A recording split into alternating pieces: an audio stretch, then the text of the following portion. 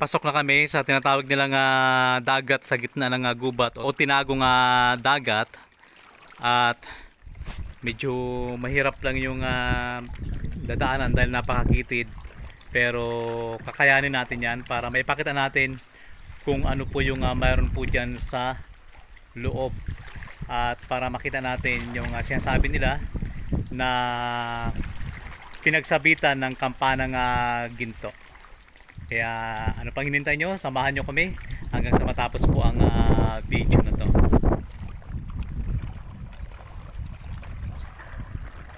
Ganda.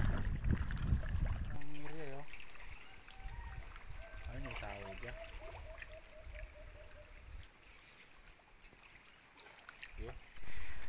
Nandito kami sa tinatawag nilang dagat sa taas po ng bundok. Mapapansin nyo po yan na puro kahoy po yan, kagubatan, pero may tubig. At kung mapapansin nyo ay tubig dagat po talaga to, nakakapasok dito sa loob. At ang kwento sa lugar po na ito, kaya pumunta po kami, dahil nung unang panahon po dito daw po nakuha yung kampanang ginto na nakasabit po doon sa taas po ng kahoy. So hindi natin alam kung sino po yung nakakuha noon, kasi nung unang panahon nga yung mga ginto daw ay nakasabit na sa mga punong kahoy katulad ng kwintas, singsing, mga bracelet na yan. Pero ngayon mahirap nang mahanap, hindi katulad ng unang panahon. So kung titingnan natin, medyo pabilog po ang lugar na ito. At yung tubig ay dagat talaga, maalat. Kasi nga mula sa dagat ay nakakapasok talaga dito sa lugar na ito. Ito po ay matatagpuan dito po sa Occidental Mindoro. Hindi namin alam kung anong pangalan ng lugar na ito, pero ang tawag po ng mga matatanda ay Bagtingan. Ang salitang Bagtingan ay hango po sa salitang Bisaya, nang ibig sabihin ay sa Tagalog ay kampana. So kaya tinawag nila na kampana dahil dito nga po natagpuan ang gintong kampana na nakasabit lang daw po sa puno ng balete. So yung nakikita nyo po na bato na yan, yan po yung tinatawag nila na barkong bato na matatagpuan din po dito sa tubig ng tinagong dagat na tinatawag din ng iba. So dito rin may mga kwento-kwento na yung mga unggoy daw dito ay kasing lalaki ng tao. So maniwala kayo at sa hindi, kasing laki daw ni Dintor nung unang panahon. Ang sabi lang rin nila yung tinatawag nilang gorilya na matatagpuan na dito. Kaya nga nung mabalitaan ko yung kwento na yon ay nagka-interest kami na puntahan yung lugar na to. At na-amaze nga kami dahil sobrang ganda. Mapapansin nyo, yan o. So nasa taas yan ng gubat, pero mayroon pong tubig. Ayan, para siyang mga pangpang ng dagat. Pero ano yung humuhuni na yon? Pikoy? Oo. Yun o. Saan? Yung anong muso, mahaba. Saan tapat? Yun o, yun o. Yun sa, ito yung kaya. Yun o, gagalaw. Yun. O, kasi marami dito pikoy eh. Yun o. So maraming mga kakaibang ibon na dito lang po matatagpuan sa lugar na to. Pero sabi nga matatanda, wag daw pansinin yung mga ibon na yon dahil yun daw ay mga engkanto. Sabi-sabi lang rin. So wala namang masama kung sundin dahil sila naman ay nanahimik dyan.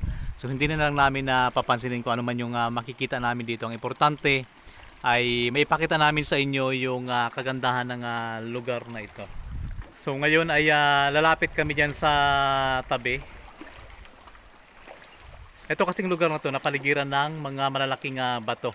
Kaya tinawag nilang tinagong dagat. Kaya medyo nahihirapan yung iba na pumasok dito. Pero kapag mapasok mga lugar na ito ay sobrang ganda.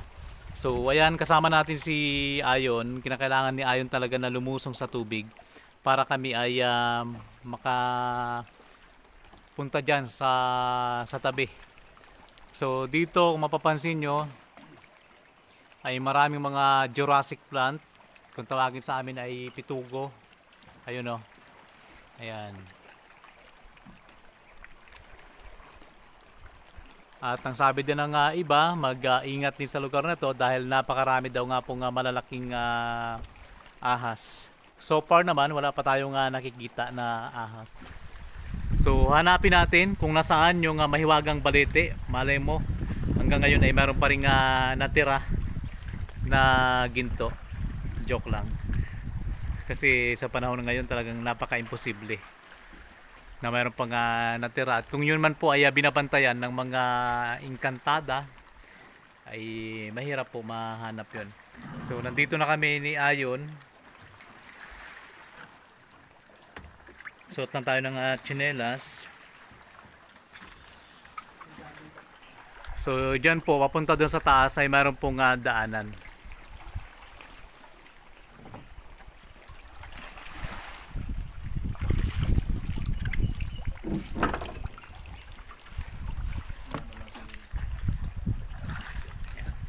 So ayan, kasama namin si paring Dintor.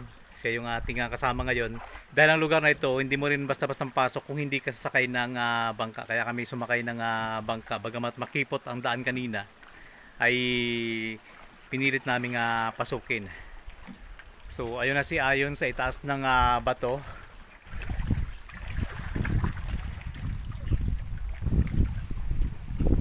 So ang daming mga iba't ibang mga wild plant dito. Ayun o. Ayun na yung itaas.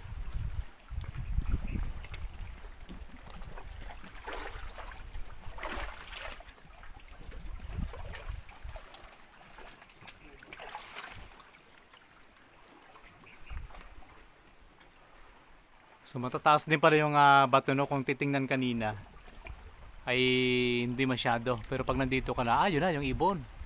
Yun ang maingay kanina na ibon. Tama nga sabi nila na maraming mga iba't ibang uri ng ibon dito na mga magaganda. So yun may butas.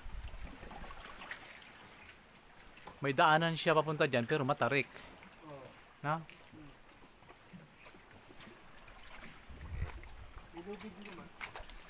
Ano na?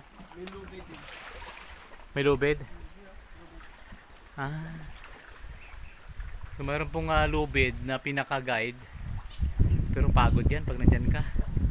Taas. Oo, okay ko.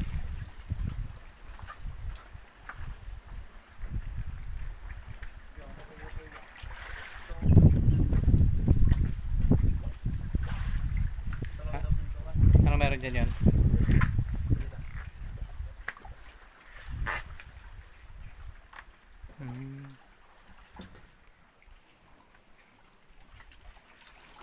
Ay, oo.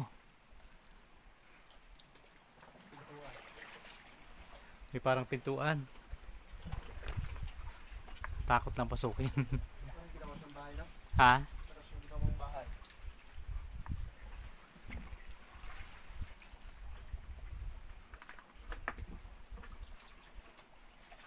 Oh, may langaw. Langaw ba?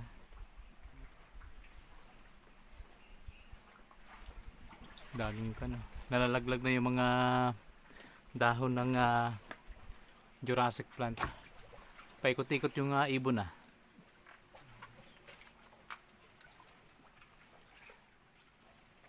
Para siyang taguan no.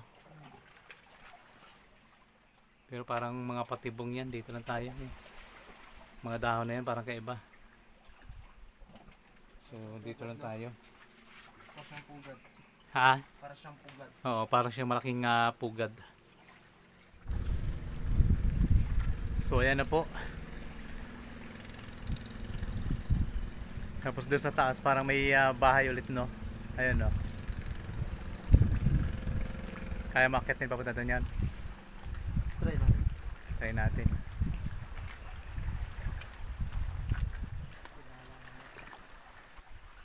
Ano? Ayos? Sige.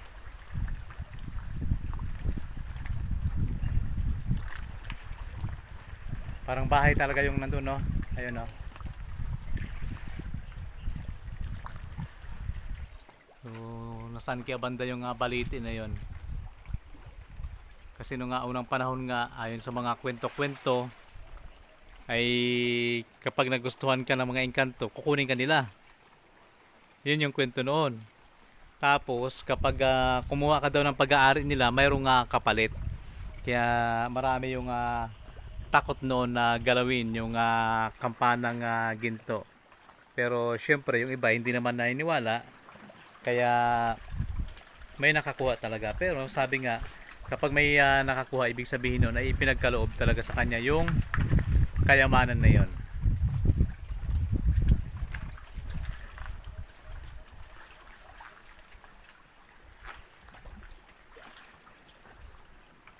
So ayun si Dintor sa aming bangka. Ang ganda talaga ng lugar na to. Parang pabilog siya. Pagdating mo nga dito ay puro gubat na yan.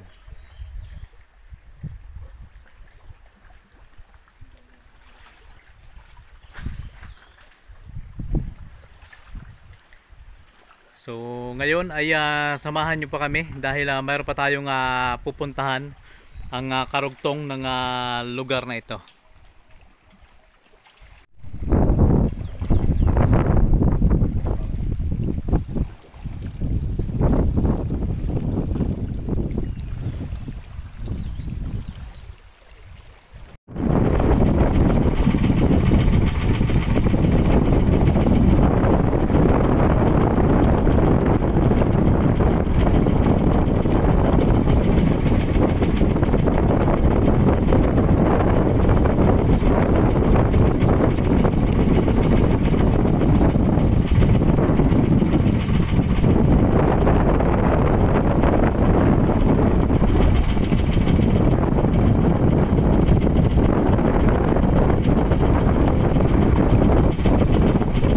Ayan po, sa lugar na to, dito daw po natagpuan yung tinatawag nilang kampanang ginto na nakuha po doon sa taas ng punong kahoy na yan.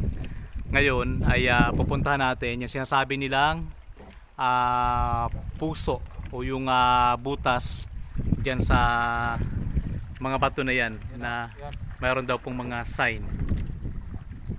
So may mga lumilitaw na bato. Kaya kung mapapansin nyo, dito pa lang, yung mga bato na ito, parang may mga sign. So yun naman, para siyang malaking palasyo na mayroong bubong. Ayun o. So try natin na maakyat yan mamaya kung kaya. Masilip na natin yung butas. So ayan po. Pag sa malayo, hugis sa puso po talaga yung butas na yan. So titingnan natin kung anong meron dyan. At saka tingnan mo to, no? Parang may mga, parang ginawa itong mga bato na to. Oo. Hindi siya natural, parang sign talaga na mayroong kakaibang kayamanan. Tingnan mo. Talaga eh. Tapos yun may mga katulad tong bato na to. Ito. So ibig sabihin may mga tabon yan dati, no? So tingnan natin nga. Ano meron dyan? Nadali nila. Baka madali din namin. So ayan o, kung titingnan mo talaga, hugis puso ka talaga, no? Kahit sa malapitan. So dyan ay merong butas. Kaya mo yun, akitin, tingnan mo kung anong meron dyan. Ganda, ganda ng lugar na to. Oh. So yun, inaakyat na ni Ayon ko anong meron dyan sa lugar na yan.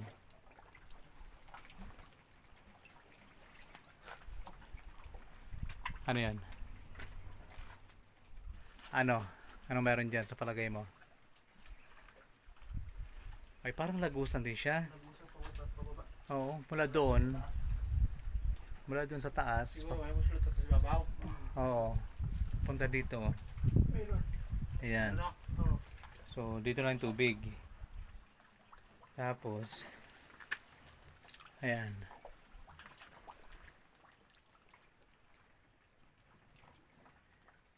Pero pag nasa malayo ka, hugis sa puso talaga to. Kasi ang dami din kasi mga kwento-kwento. Tapos diyan naman ay mayroong butas. Ayan. Ingat yun. Diyan ay pupuntahan din natin So nandyan yung kahoy na tinutukoy natin kanina, yung ipinakita namin sa inyo kanina na malaking kahoy. Yan nga daw po nakasabit yung malaking kampanang ginto na may nakakuha na nung unang panahon. Tara. Ha? So yan si Ayon, kung anong ginagawa dyan sa itaas.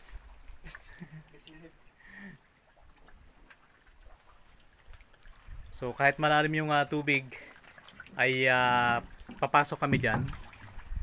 Pupuntahan natin yan para may pakita namin sa inyo kung ano pang mayroon dyan. Dahil kanina may napansin ako na parang isang palasyo. So pupuntahan natin yan. Ayan, nakalubog na ako sa tubig.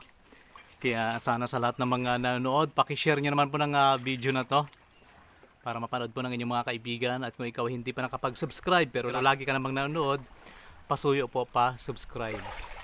Pati itong nakapatong na ito na bato, para may mga sign kung sa mga treasure hunter talaga. Nakapatong lang siya.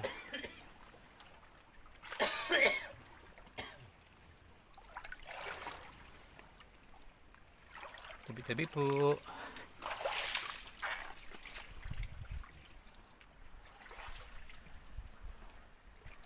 Ito na yung itaas eh.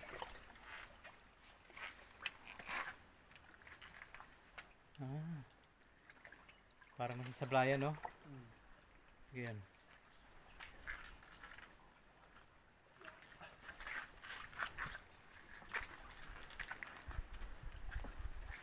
Ganito sa sablayan eh, na may mga nakasingit na mga walo-walo.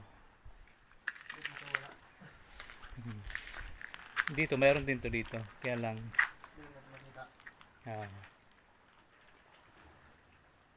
So, ito yung tinutukoy ko kanina na parang bahay siya pag nasa malayuan. Ayan o.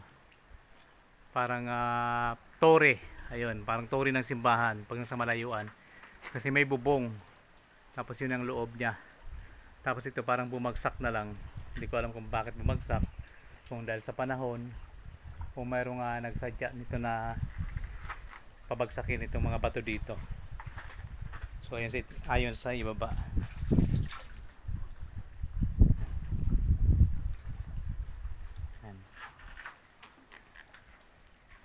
Ayun naman si Dintor.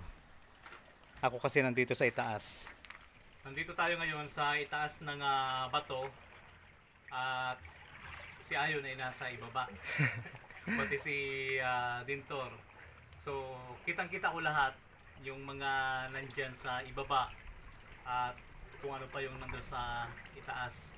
Nakakamanga lang dahil sobrang ganda po ng lugar po na ito. Nakakatakot pero ma-amaze ka dahil sobrang ganda. Bagamat lagi na kami nakakapunta sa mga ganitong lugar, pero hindi pa rin namin na maiwasan na mamangha kapag makakita ng magagandang lugar na katulad nito. Sobrang ganda talaga, no? Ganda. Ikaw yun, nag-enjoy ka din yun? Super. Bababa na ako.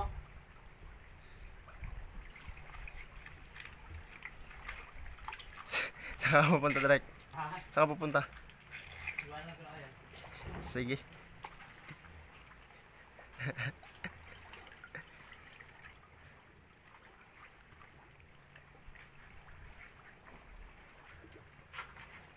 Pero dito lang ako. Sobrang layo ng pinuntahan mo.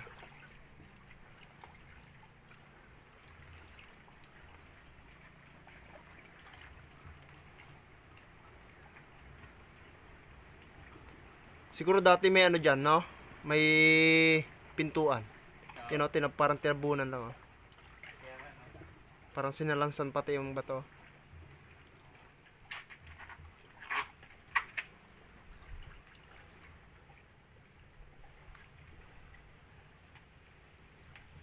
Sinisilip ko kasi baka may mga ahas na walo-walo kasi nung nakaraan, nung nandun kami sa sablayan, parang ganito din, na mayroon tayong mga nakikita ng mga ahas sa taas ng bato. Pero dito naman wala. Baka hindi lang nagpapakita. Natakot. Takot kay Ayon.